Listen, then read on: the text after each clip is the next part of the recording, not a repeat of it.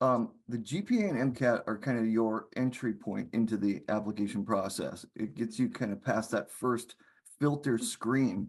In fact, if you don't get past that filter screen, none of your other written materials are going to be reviewed in the holistic application process where in front of the admissions committee.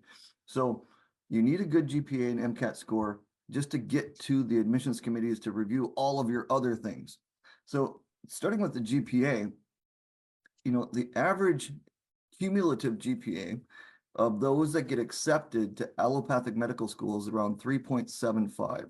Hey everyone, third year medical student here. As somebody who posts a lot of pre-med advice and med school application content, the number one question I've been getting recently is how do I know if my GPA and MCAT is good enough to apply to medical school? And of course, this is going to be different for every person, but there's a really helpful resource out here from the AMC that attempts to answer that question for you.